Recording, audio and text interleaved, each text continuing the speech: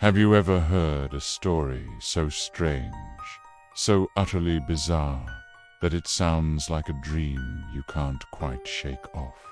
A story that blurs the line between a childhood nightmare and a genuine close encounter.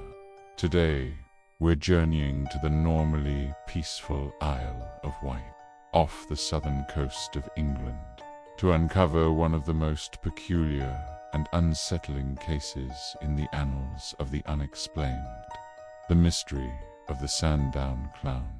Imagine this.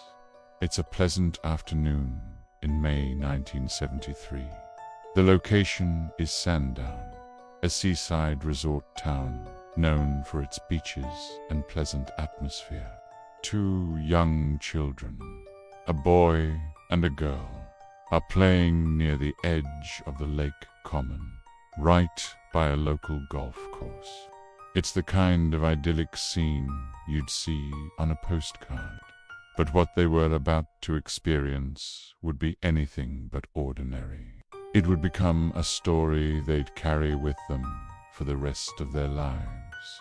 Drawn by a strange humming sound, the children ventured toward a small wooden footbridge that crossed a narrow stream.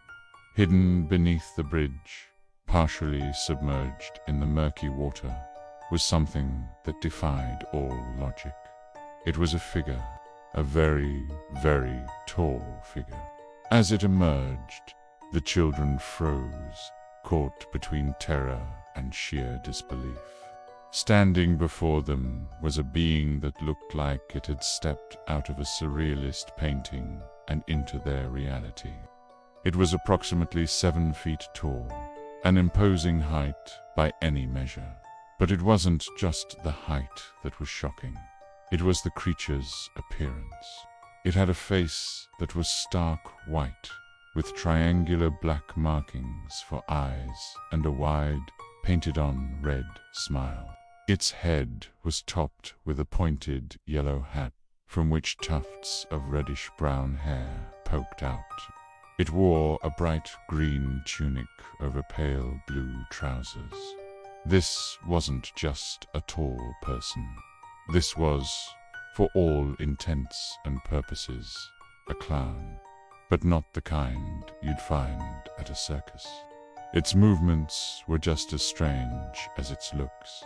It moved stiffly, almost mechanically, like a robot trying to imitate a human.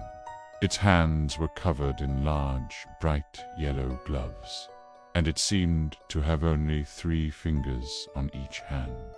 One of the children later described its limbs as being like wooden poles. It felt unnatural, inorganic, as if it were being operated by some unseen force. The children, paralyzed with fear, simply stared. Then, the clown-like entity did something even more unexpected. It spoke, but its voice wasn't human. It was a strange, garbled electronic sound, like a tape recorder being played at the wrong speed. And the words it uttered were just as baffling. It said, "I am all colors." It repeated the phrase, then added another cryptic line, "Look at my colors." As if this encounter wasn't surreal enough, the entity then produced a small book. The pages were filled not with words, but with bizarre symbols and illustrations. It opened the book and gestured for the children to look. The girl, braver of the two, took a hesitant step forward. She saw a page with a drawing of a flower, but the clown thing seemed to get agitated, snatching the book away and pointing to another page. This one had a drawing that looked like the sun, but with strange lines radiating from it. Then, the being did something that cemented this encounter in paranormal history. It pulled out a small, metallic device that resembled a microphone. By it, spoke into the device. But the sound that came out was a series of high-pitched whistles and squeals. After a moment, a voice seemed to answer from the device, clear and perfectly understandable, saying, "Hello, and are you listening?" The clown thing then turned the device toward the children. The girl, now completely terrified, screamed and ran. The boy, after a moment's hesitation, followed her, not daring to look back. They sprinted home, bursting through the door, and told their father what they had seen. Understandably skeptical, he went to the location to investigate. He found nothing out of the ordinary under the bridge. No giant clown, no strange humming, no footprints. It was as if the entire event had been a figment of their imagination. But the children were adamant. Their fear was real, and their stories, told separately, matched in every bewildering detail. The case was reported to BUFRA, the British UFO Research Association. An investigator named Norman Oliver took a special interest. He interviewed the children ostensibly and was struck by their consistency and sincerity. They didn't seem to be making it up. They seemed genuinely traumatized by what they believed they had seen. They even drew detailed pictures of the entity, which they nicknamed Sam, the Sandown Clown. Over the following weeks, investigators scoured the area. They spoke to locals, golfers, and anyone who might have been near the common that day. But no one else had seen anything. There were no other witnesses, no corroborating evidence. It was just the word of two young children against the silence of the world. So what was it that they saw? The mystery of the Sandown Clown, or Sam, as the children called him, has puzzled researchers for decades. Let's break down the theories. The most straightforward explanation is that it was a hoax. Either the children fabricated the entire story, or they were the victims of a very elaborate and cruel prank. Could someone have dressed up in a costume to scare them? It's possible. The Isle of Wight has its share of eccentric characters. But consider the details. A 7-foot-tall costume with robotic movements, a voice-altering device, and a prop book with custom symbols. That's a lot of effort for a random prank on two children in a relatively secluded spot. And why? What would be the motive? Furthermore, the children's terror seemed genuine. They maintained their story for years, never wavering, even as they grew older. People who knew them said they were honest and not prone to exaggeration. For them, Sam, the Sandown Clown, was very, very real. Another theory leans into the paranormal.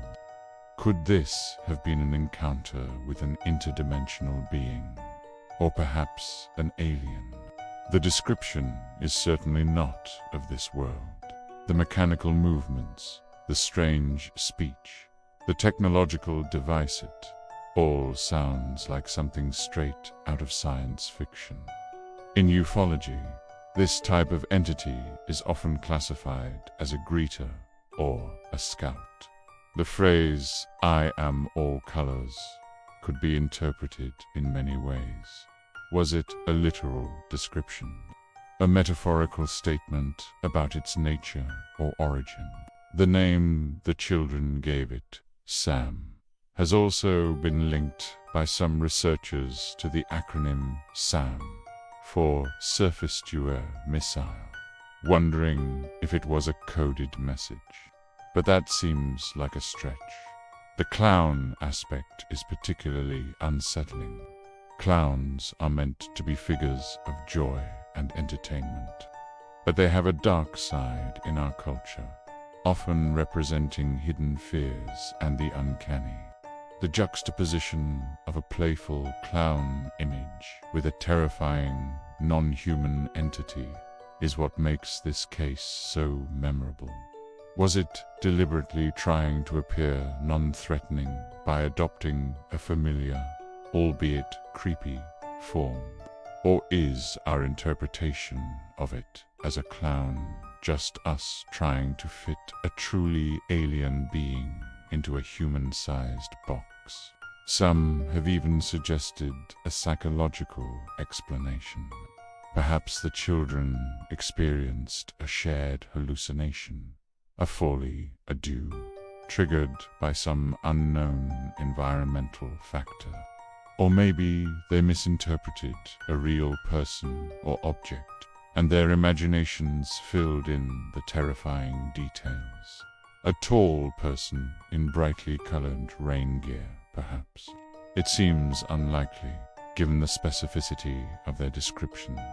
The pointed hat, the three-fingered gloves, the painted face. Decades have passed since that strange afternoon in 1973. The children are now adults, and they've largely chosen to remain out of the public eye, understandably wanting to move on from the bizarre event that marked their childhood. The Sandown Clown has never been seen again. There were no follow-up sightings, no similar reports from the Isle of Wight or anywhere else. It was a one-off event, a bizarre blip in reality that left more questions than answers. The case remains a classic for a reason. It's a perfect storm of high strangeness. It has credible witnesses, a detailed and consistent narrative, and a central figure that is both terrifying and fascinating. Unlike many UFO or alien encounters that involve lights in the sky or shadowy figures at a distance, this was an up-close, personal, and interactive experience. The entity communicated. It showed them things. It reacted to them. What do you think happened under that bridge in Sandown? Was it a man in a costume pulling a sophisticated prank? A shared delusion between two impressionable children? Or was it something else entirely? A visitor from another world or another dimension that chose, for reasons we may never understand, to appear as a 7-foot-tall robotic clown? The mystery of the Sandown Clown endures, a creepy, colorful footnote in the great unsolved story of the unknown. It reminds us that sometimes the strangest things can happen in the most ordinary places. Thanks for joining me on this deep dive into one of Britain's weirdest urban legends. If you have any theories about Sam the Sandown Clown, let me know in the comments below. And don't forget to like this video and subscribe for more journeys into the unexplained. Stay curious, and we'll see you in the next one.